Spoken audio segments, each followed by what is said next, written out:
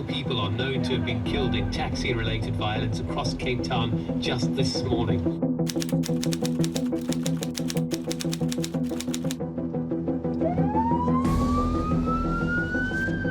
Shooting going on there. That was shooting.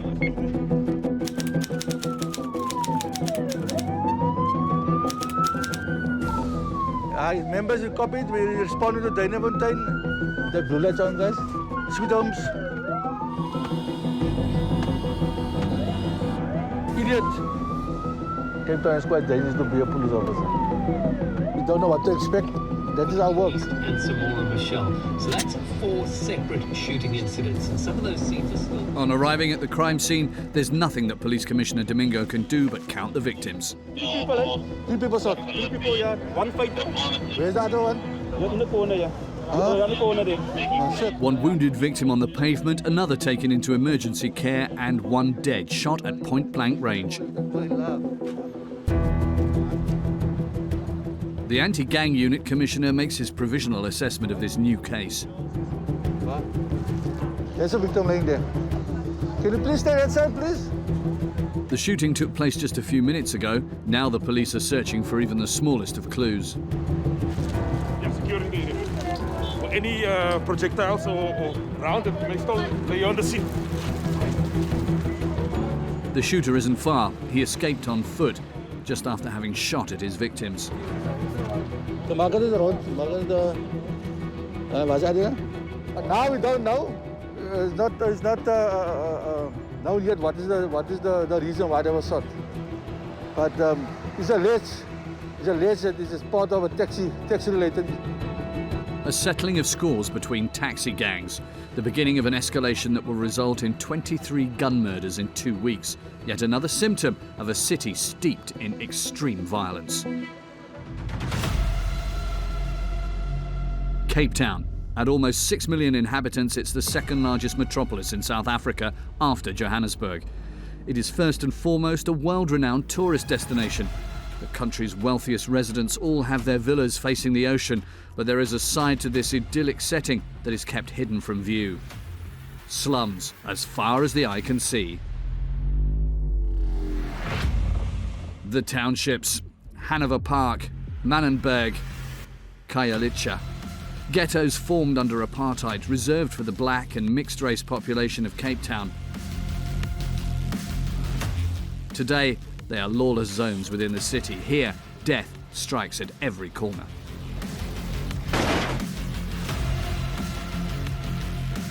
Even in the middle of the day. Killings, violent theft, attacks, and all kinds of trafficking. The police are often overwhelmed. He's considered to be the #1 capital when it comes to murder in South Africa. Targeted by criminals with nothing to lose. I'm proud to be American. In response, residents barricade themselves inside their homes. Some of them even arm themselves to protect their families. I carry it with me like this all the time. This is my preferred mode of carry. Other citizens risk their lives in the worst parts of the city in an attempt to restore order. Actually, in this place where you're now, this is a gangster paradise. With 3,000 deaths each year, Cape Town has one of the highest rates of homicide in the world. We dive into one of the most dangerous cities on the planet.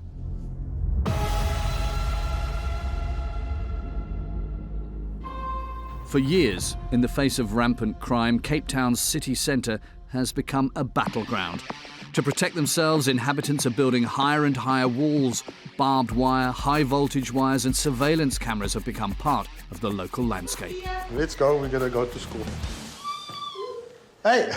Zahir and his wife are raising their children in a well-reputed, quiet suburban neighbourhood. We're going to go to school. Up. It is chilly outside. A laboratory technician, he's representative of the middle class that is forced to barricade themselves a little more each day. This is the one of the security systems in the home, but unfortunately, with the levels of crime that's happening today, we just have to get, do things like this. So, yeah, let's get a move on. Zahir and his wife had metal spikes installed on top of their gate. Unfortunately, it wasn't enough. They were burgled twice last year. It's very scary.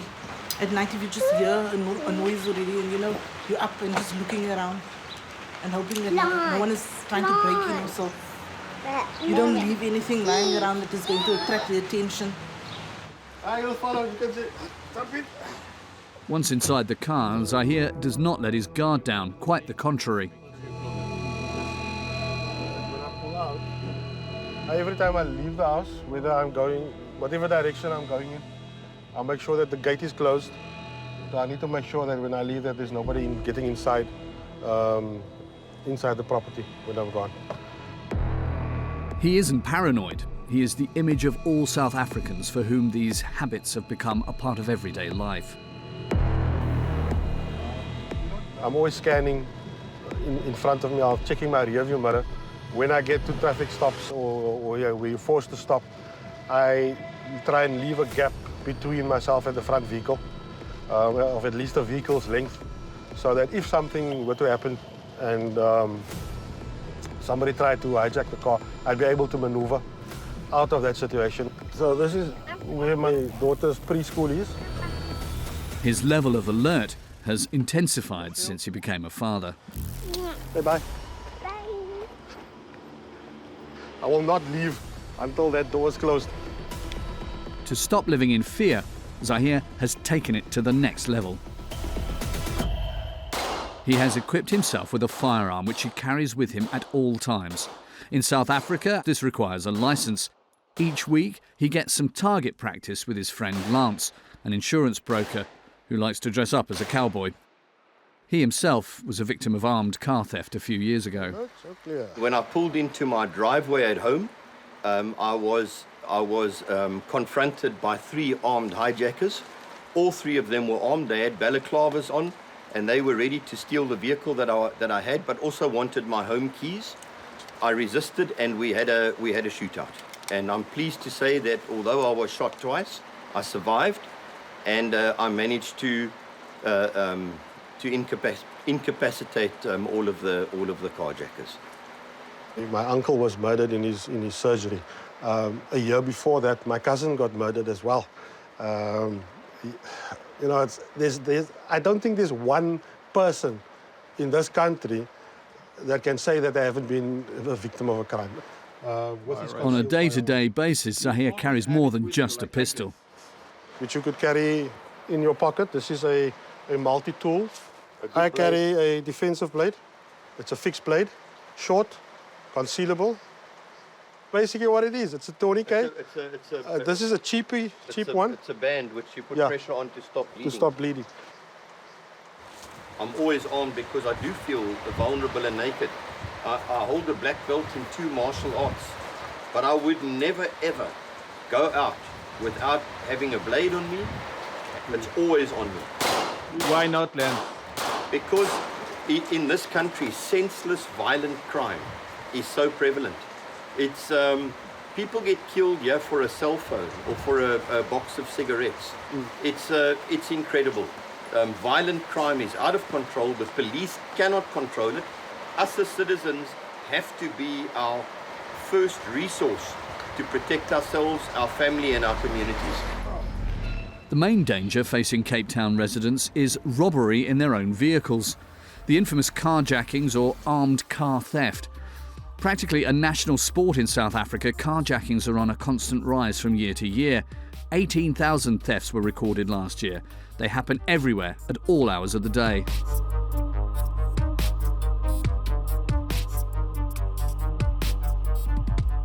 Each time they're carried out the same way.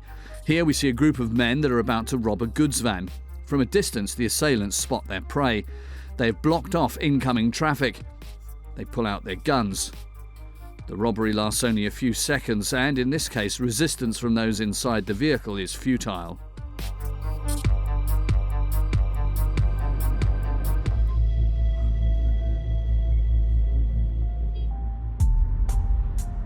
Sandra Fouché is a mother in mourning. She recently lost her son in one of these carjackings. I did this one 2 weeks ago. Is the time he was born, and the bottom clock is the time that he died. Kyle had only just turned 21 years old and was killed at the wheel of his car in the middle of the afternoon. 54 days later, and I still haven't got an answer. Today is the first time she's going to the scene of the crime, right in the middle of the township. I'm very close to where it happened now. It was the early afternoon and Kyle had just finished his day's work on a nearby construction site. On the road home, he got caught in traffic. This is the bus stop that Kyle bought Kyle's car stopped just here. Someone came out of the shacks on that side. 2 guys out of the shacks on that side. They shot at him. I don't know if it was 1 gun, if it was 2 guns, but there were 2 shots. 1 shot missed him, 2nd shot hit him. Kyle managed to drive from there, and as he veered into oncoming traffic, the Avanza tried to move. The Avanza moved forward, but Kyle still managed to hit him. And that was when Kyle collapsed over in his seat and died.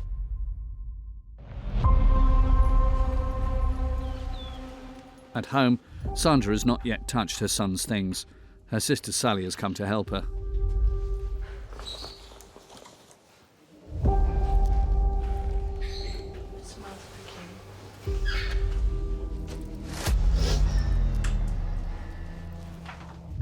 Kyle had just left home, but every weekend he continued to visit his mother and 12-year-old sister, Chloe.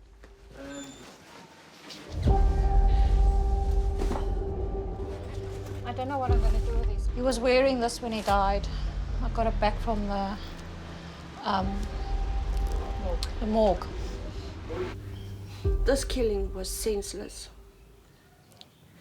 He wasn't part of gangs and he wasn't part of life like that. Why? Why him? A murder that left a family devastated by grief and with little hope of finding the killers. In the townships, investigations are rarely successful.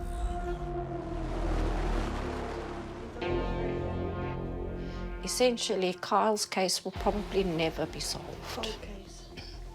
It'll turn into a cold case. Like 90% or so. He'll become one of those. He'll become one of the statistics in South Africa.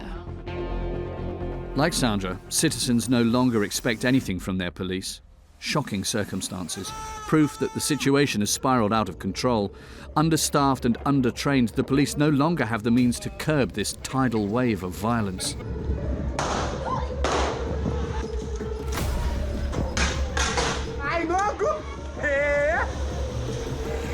So, South Africans are faced with a dilemma: rely on themselves for their own protection or call in specialist companies.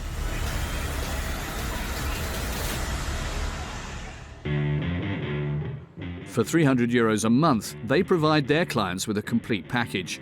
Camera installation, a mobile patrol, and above all, in case of emergency, a 24-hour armed response. Buntu Mapasa is a manager for one of these companies. I think if you go back to the 9:03. Each morning he reviews the incidents of the previous night. They pretend like they're walking, right? And then slowly looking into cars. And then if they manage to spot something on the vehicle, then they will quickly, with the elbow or with whatever object they have, that's how they operate. On this occasion, the suspect decided not to act, a fortunate outcome for the owner of the vehicle. But whatever the outcome, it is advisable to have such a device at hand. It can be a saving grace in many situations. In this video, for example, the man with the backpack is suddenly attacked by a group of young people in the middle of the street. With his hand in his pocket, he has just enough time to activate his device, which instantly alerts the guards in the vicinity. Luckily, a car was nearby and immediately went to the scene. While the victim was being held down, the Buntu employee ran to deal with the attackers. This red button has saved many lives. Because remember, if you are able to get a chance to get to the phone, but if you have this would be a direct contact with the control room. As soon as you press it, it will come to our controllers. Buntu Mapasa is 35 years old. He chose this profession for the salary above all else, €1,200 per month, 3 times the average in South Africa. High salary and adrenaline. Private security is one of the riskiest jobs in the country. Last year, 30 security guards were killed in the line of duty. We're more targeted because of the firearms that we carry. Because remember, these criminals, they need the firearms. And they can't walk into a gun shop and start purchasing a firearm. So they will need to get it from somewhere. And unfortunately, they're getting it from us. Buntu Mapasa does not only protect individuals. Lately, another type of clientele has been calling upon his services: shop owners.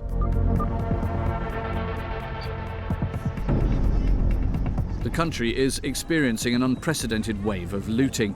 40,000 shops were robbed in a few days. Law enforcement officers were totally overwhelmed by the events. With over 300 deaths, the death toll is extremely high. Against this backdrop, the security officer is on maximum alert. Everyone is on a panic.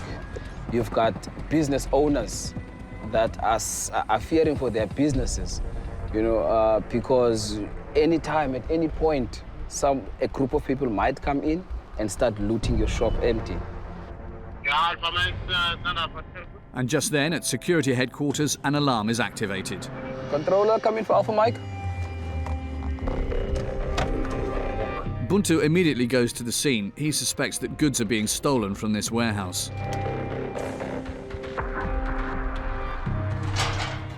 And no signs of forced entry, controller. All appears to be in order. Electric fence is still fine at the top. False alarm.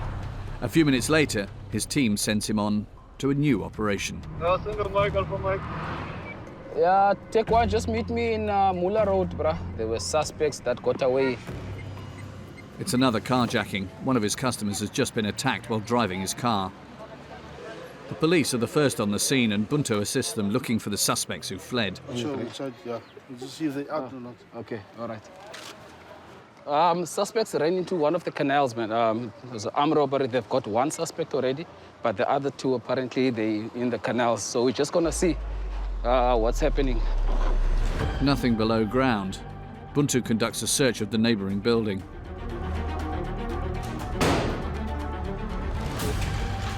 Time is running out to find the fugitives, and it's not playing in the security officer's favour.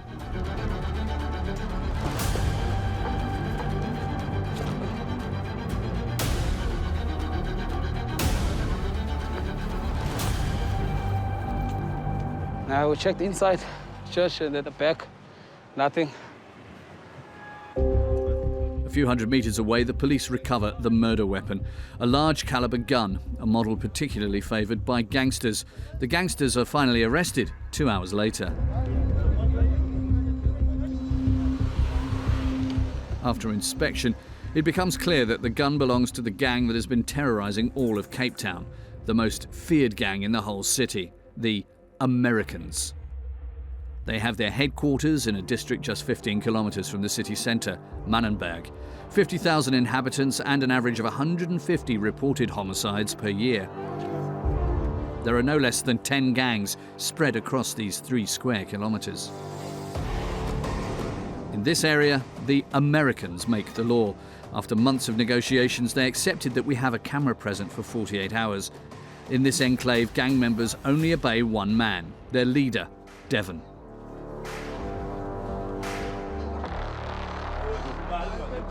This is mess bag, like a knife. This is loot, like a lot of money, this one. And this one, oh, this one. His name is Killer. You know why he's a killer? He like to kill people, man. Straight talk, he like to kill people. That's why I get that nickname, Killer. All these gangsters have robbed, raped and killed. Their leader, Devon, 41, is the most feared of them all. Actively wanted by the police, a price has also been put on his head by all the rival gangs.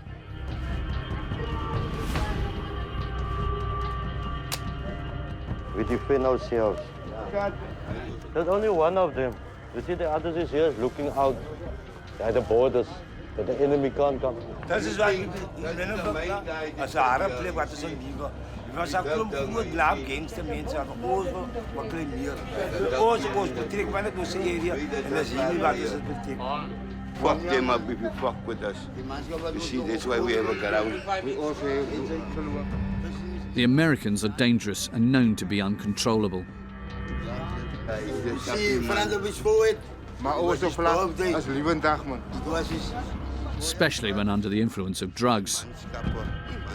You see, ugly Americans, you. All of us had something like that. What is your brother?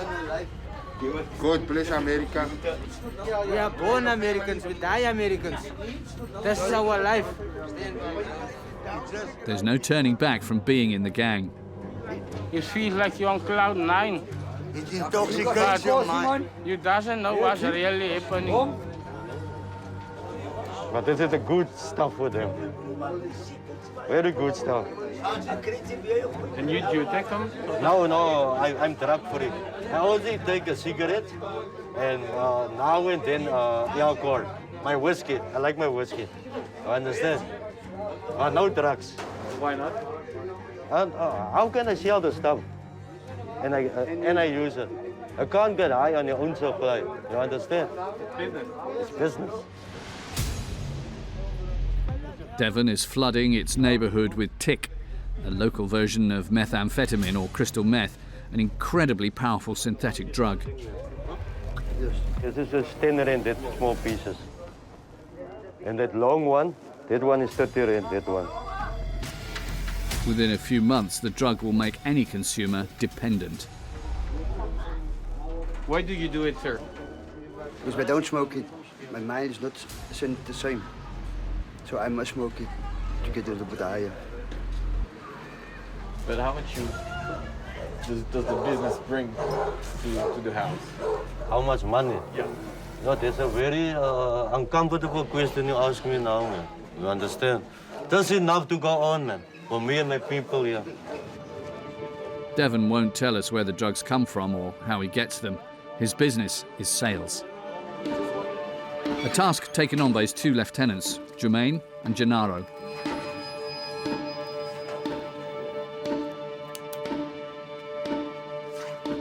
This is tick. Tick. Makes the people high. Some people use it now and they get like angry. Someone talk to you, you become aggressive. True, you see? Yeah. Later they have a gun, no? But when they talk, no? They wanna play with the gun now, and they wanna have the gun and cock the gun and do everything with the gun. You say you take it to the corner, we're gonna sell it now to the customers. Dealing is a risky business. Before rising up the ranks, Jermaine and Gennaro started out in the field. Just here, like this. Blob here. In front there, they shoot it. I'm looking for Jermaine that night. And then they started shooting, All the time. He was running in front of me, but they shoot him scrums here, in the back here. So I thought maybe he's gonna fall. Because I'm running at the back, I'm watching him, running. And I see, yeah, he's gonna fall. But okay, he didn't fall. He managed and he go. The dealer was left with lifelong injuries. Yeah, stole my bag. Stole my bag, he have also here. And look how does it look. They're forced to work with the stuff. Yeah, this is his personal one. And what is his name? In the gang, Dylan is a hitman, a hired killer. He boasts proudly of his murders. It takes 19. No, how many people does that gun? This gun, it killed. It killed plenty of people. I just come out shortly time out of prison. So this thing, man. I catch you, I pick you up, face off.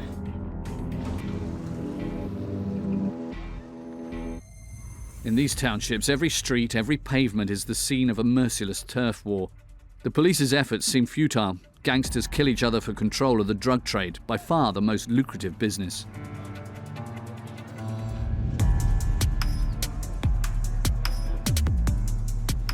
A police officer and his father, Commissioner Domingo, have been on patrol here for 22 years. Everyone becomes a suspect that stands on a corner because they're part of a gang. So they will rather have drugs on them, or maybe, if you're lucky, they will have a firearm on them. Every day, Hey! the police officers put their lives at risk. Tell them omgaan, tell them omgaan. Tell them omgaan na hand toe. At the end of the alley, the police have just spotted two young people on the run. The first team goes after them. Are you in the car now? Sure. So you must come from both sides if you want to catch them. Because usually when you come from one side, they run to the other side. The other one. The police's trap allows them to close in on the dealers, but they got rid of their goods before they were caught. What are you looking for here? Manenbergs. They normally hide it just in between the rubble.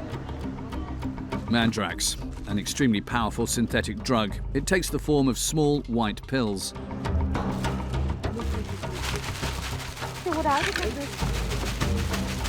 Ah, shoot on, shoot on, shoot on, shoot on. They're selling this Mandrax.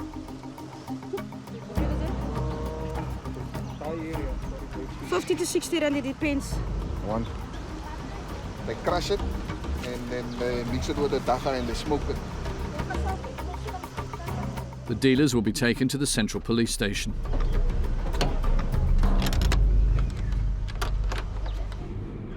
They will give them a fine, or for the most, is it how many, 2 years, 3 years for drugs?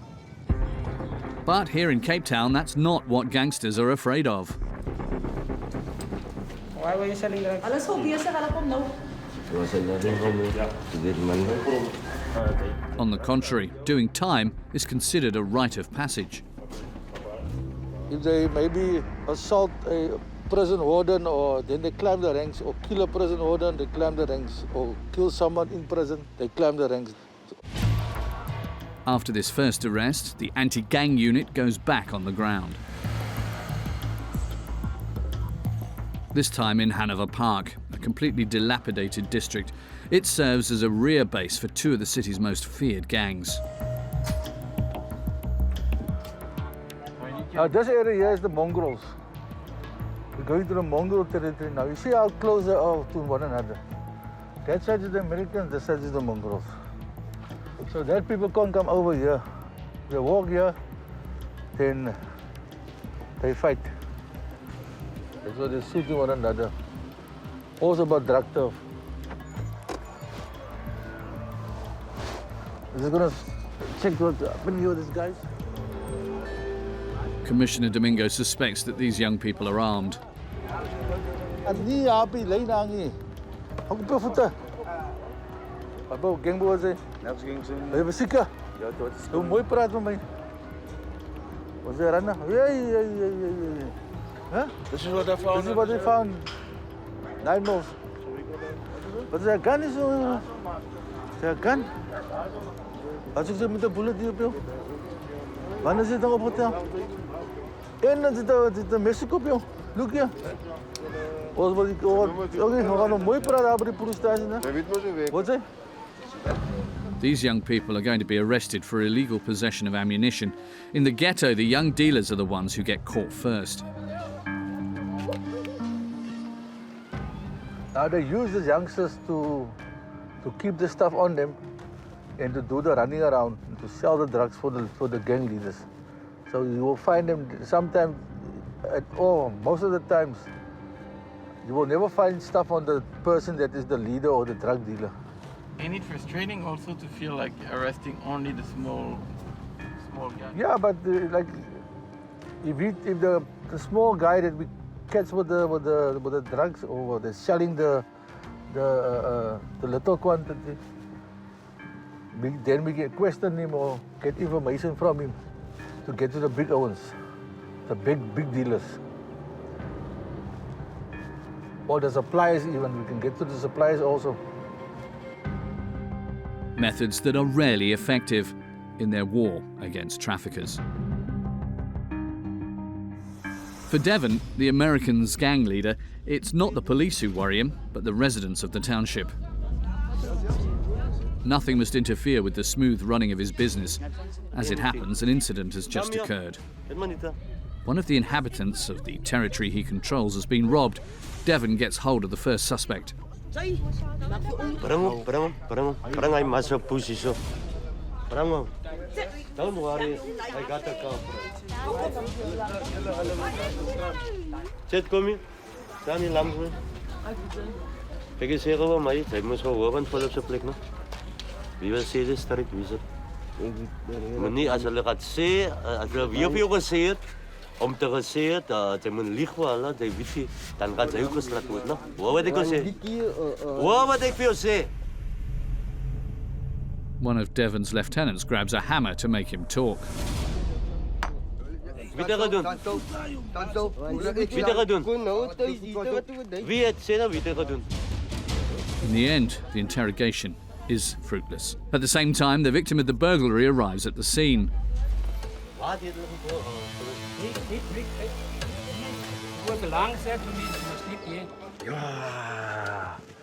Ja, empty hier, wij praten, jong. My stove was on top here. My stainless steel kettle was standing there. They took your stove also? Yeah, they took my our... shoes, my t-shirts. They took it. Yo. See, it's empty here. I can show you what they're gonna do. You must eat.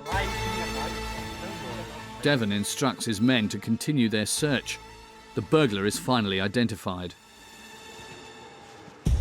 Nou, kijk dan hier is jouw eerste voet, al die kakkangen van het. Je nummer is toegemaakt. One of the friends, one of our brothers, get him on the highway. You see? So we forced him down.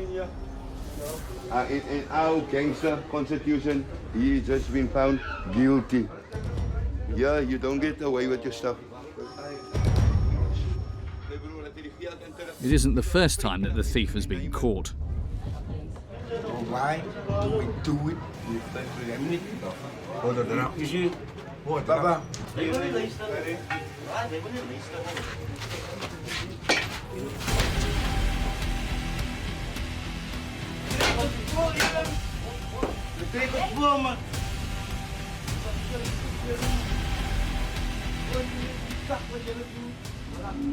Devon will let his henchmen deal with the burglar. In the evening, he has his own business to attend to. Never seen I current that we were going. I langer man, we were by. Nick cafes but after. In order not to interrupt traffic, he's placed lookouts at the four corners of his neighborhood. What do you do? What's your job, sir? My job is to shoot the people who shoot us. I must check out for the enemy, all the police also as well, you know. Because like you see the police, they're up and down. The gangs earn between 8,000 and 10,000 euros a month from this business, the bulk of their income. I'll later get more people is coming out. It's like vampires, they sleep in the day and get out in the night. You understand? What are you gonna see? If you don't know how a lot of people coming out. Where this? You're gonna work later? American style, I'm working already. You see, it's the woman's time to work now. You see the other woman didn't work? She's gonna work now. Tess is one of the only women dealers in Manenberg. Is it change? She is also a drug user. Marketplan. Is it a dangerous job that you're doing? Yes, it's dangerous, but you have to stay cool. Body language is most important when you do this job. The police coming, nothing cool. They are trained for body language, so they'll know something's up. Like me, when I see the police, I'm cool. I just walk away. Each night, she pockets 20 euros at the end of 12 hours of dealing. Come early morning, she is back in her makeshift hut. This is where I stay. This is my baby. This is the boy, this is his friends. As brood, puni sak, lovey. A puni sak is brood. At 29 years old, she's a single mother with 4 children in her care. The father died 2 years ago. They murdered him that side. So right now, I'm selling drugs again. I know I'm killing people. By the end of the day, it's their choice. So I won't be the one killing them. They're the one who's deciding they're gonna buy. They're the ones who are deciding to use drugs. So if I'm not gonna be selling, someone else is gonna be selling. Her friend Severino has made a different choice. He makes his living from odd jobs, all legal but a lot less lucrative. I wouldn't do that though. I'm too scared to go to jail though. Because, I mean, that means that all good things come to an end. So you're gonna end up there in any case. That's how it stops. When you can get away 100 times, but the 101 time, they will catch you. So she needs to think of that. And then what's gonna happen to the kids? Jail can't keep you forever. If I have a job, a stable job, I would get paid how much? I would get paid 100, 150 rand, which would go for what? So the 300 rand, at least I can cover my debt. I can do for the kids. It's very risky. Tess has no fear of prison, nor violence. She's been behind bars 4 times. I got stabbed here, as you can see. But I'm hiding it, and yeah, here are my arms. I've been stabbed as well. I was fighting 2 girls. So the one tried to stab me. So even though I get hurt, I don't give up. You fought guys too?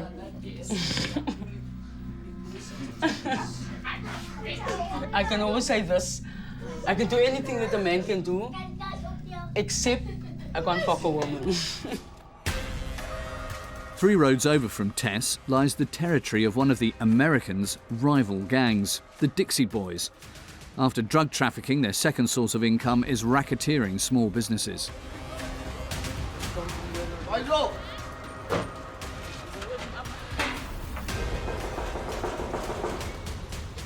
It's a Faisal. In charge of collecting fees is Noor, 22 years old, one of the leaders of the Dixie Boys. Get done. Get done, man. He's feared for his brutal and coercive methods. One Sunday a month, he makes his rounds to collect money. 500 now? Yeah. Yeah, my bro, you must know the reasons also, my bro. 30 euros per month is the price of the so-called protection offered by the gangsters. Bro, shukran, my bro, man. No? Yeah, for the time in front. Don't be so scared, my bro, man. What? Why take so long to open? Take so long and stuff, my bro, man. You buy? All the shopkeepers in the area pay up, one after the other. Main of reason this thing is they protect us and our business. Yeah, because according to all the facts and the dangerous things that must happen here, you understand? Yeah. Yeah, to not let them disturb and all the money that you make, you feel safe also. Yeah. You understand, my bro? Yeah. Recently released from prison, Noor imposes his authority and his methods. Those who cross him do not stand a chance. And right now, he's angry. I know this other guy here from us, this manskap here from us, you understand? You know what he do? He go there by the Nazis here, he take the Nazis money and run away. So they come complain by us and so we just beat him up a lot there. He is here. On each expedition to collect dues, Noor summons his henchmen. Like this one, this is one of the main ones, my bro. His name is Danger, my bro. You understand? Yeah, he is the one that make the whole time, my bro. You understand?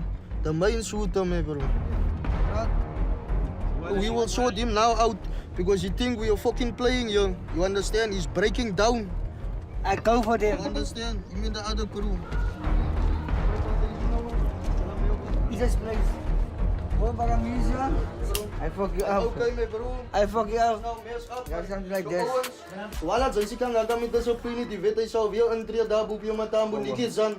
So also number me bro, down me bro. What's up? What's up? The gangsters will settle for a beating. The victim can count himself lucky. Next time we shoot him, it's not. If you go the second time we shoot him, that's the first round. He was shot. You see here? Can you see? He was more shot here, man. Multiple times here, my bro. Here, right up, they stitch him here.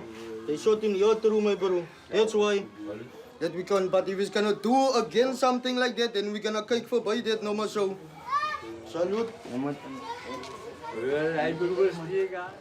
On the streets of Manenberg, there is another business going on behind closed doors. This business is run by Rashid, one of the oldest members of the Dixie Boys. On the surface, he runs this garage.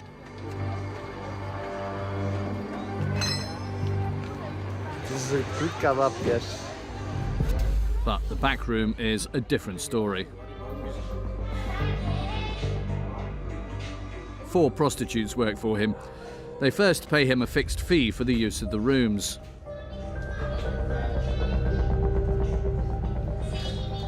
How much must they bring to you each month? 1,000.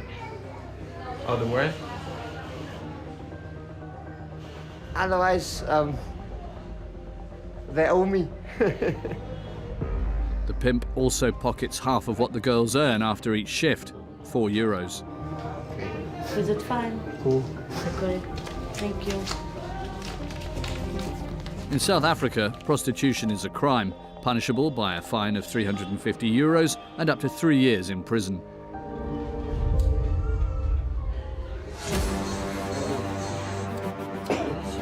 The money generated by the prostitutes goes straight into the Dixie Boys' pockets. They use it to buy weapons and to expand their territory.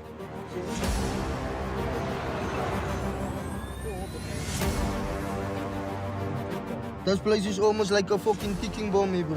You must know what is a ticking bomb. A time bomb, bro.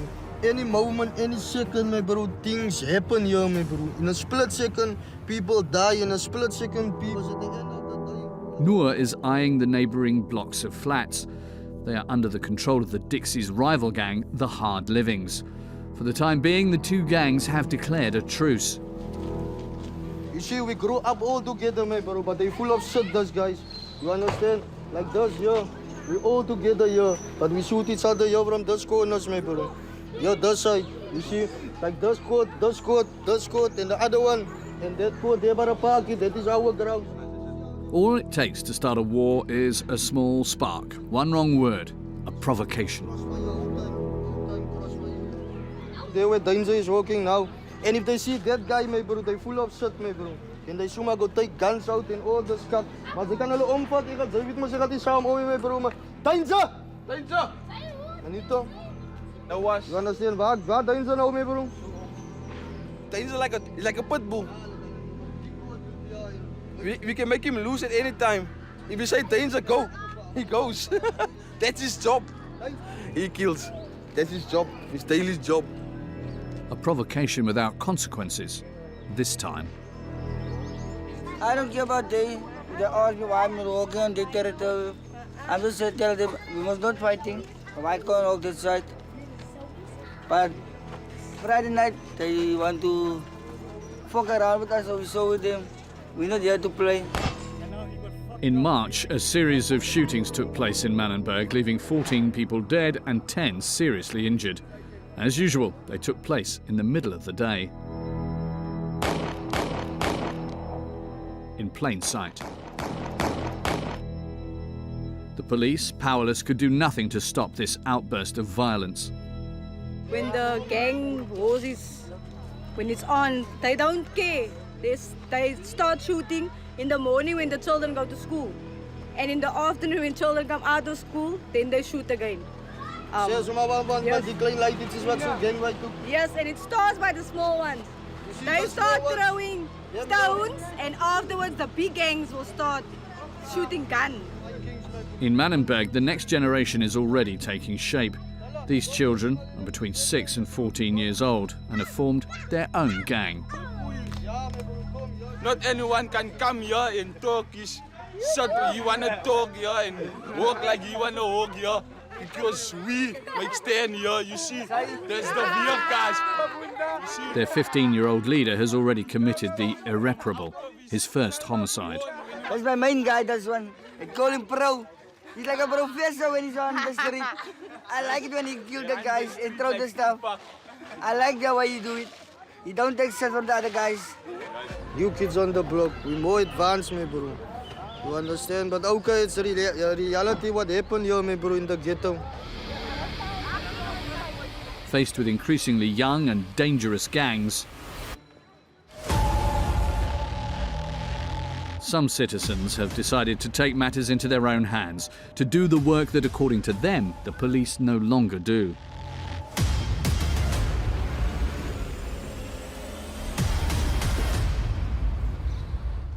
Lynn Phillips is a teacher and a member of a highly organised citizens' militia. This is the TMC, shotgun. This is what goes into the TMCs. It feels intimidating. The guys out there, they've got better equipment than what we have. So a whip and a baton and pepper spray is not going to help. Founded 2 years ago, the militia already has 32 volunteer members. This is the plan for the day. We're going to split up in our vehicles. We're going to do our point checks. They have all received military training. The group that we have currently here, as I said, they're from all walks of life. But crime is our main thing, and that is what brings us all together. We're all just normal South African citizens. We volunteer, we don't get paid for what we do. We do for the love of the community. They have bought their equipment themselves, worth several thousand euros each, to protect themselves during their patrols, especially when night falls on the townships.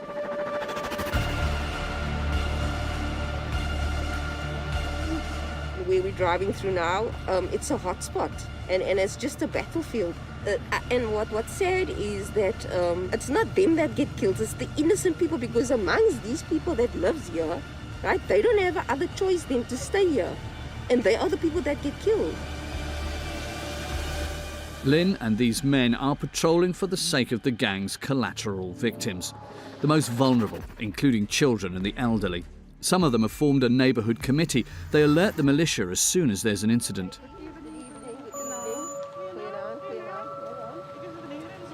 An hour ago, there was a guy was robbed. We are standing on 6 on the corner that side. So we see here, there was a guy was standing in, then two guys ran from the palletjes over, and then they robbed the guy. But we can't move so fast, so we use our, where's it, like we use this one, the whistle, and then we put our lights on, and then the two guys was running. These ladies, they just wear a neon bulb with a whistle, and that's their protection, and they go by faith. More boots on the ground. You see, you get to know who's on the streets, you get to know your territory, you know where to be extra cautious. So yeah, shot at, petrol bombed, sworn at. Yeah, so we had our good days and we had some bad days. That night, things get out of hand. While the militia is deployed elsewhere, the neighbourhood committee is attacked by a gang of young people. They throw a bottle, there's a beer bottle, they throw it at us.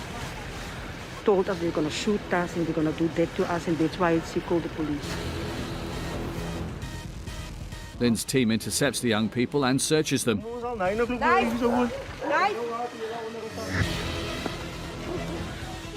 They are all carrying knives.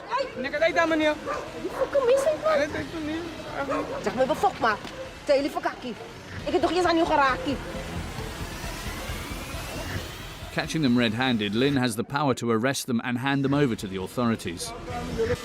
We can actually take him down to the station for carrying a dangerous weapon. So yeah, most of the time I pray that's a gun, because it's one firearm off the street.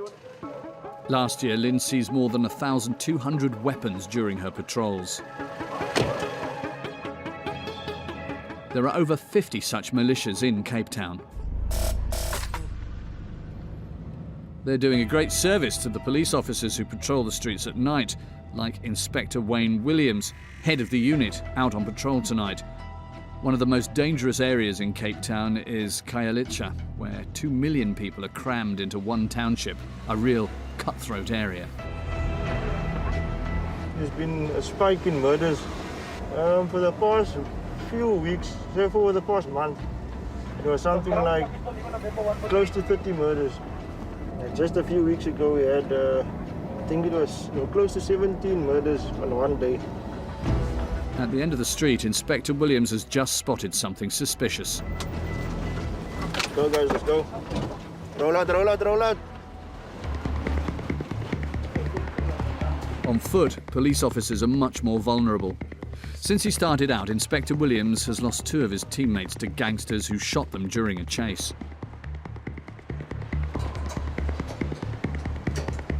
This is a very notorious part of sites here. Anything happens, or can happen in this area. You mean you can take a bullet anytime? At any time. And so we armor up. There's a guy that ran through this gang. Let's go and let's withdraw. You have to be superheroes in this area. The moment these criminals see us and they on a passage like this, they are gone within no time. In the townships, the criminals are playing on their own turf. The police withdraw. Soon, they receive a radio call. It happened a few minutes ago, so we're just gonna go have a look there. This time, the police are sent to a double murder.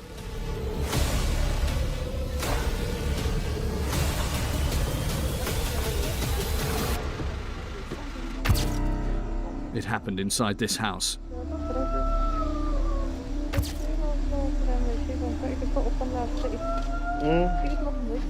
Crying? Yeah, it's a family member. It's a mother. At this stage, Inspector Williams does not yet know whether it's another settling of scores between gangs. I'm sorry for your loss, my brother. Thank you, man. Thank you, sir. I spoke to the father of the deceased as well. He's broken. He's broken. Yeah, the neighbors say they've heard gunshots, but they haven't seen anything. The inspector cannot count on any testimony to help him in his investigation. They are fearing for their lives, basically. If they say something, those guys who committed the murder, they will come back and then come for those who spoke. That's nothing new in Khayelitsha. There's people who die every day. There's no witnesses, no one's seen anything. 2 dead tonight in Khayelitsha, 9 homicides in total during the night. A sad chronicle of an ordinary night in Cape Town, one of the world's most dangerous cities.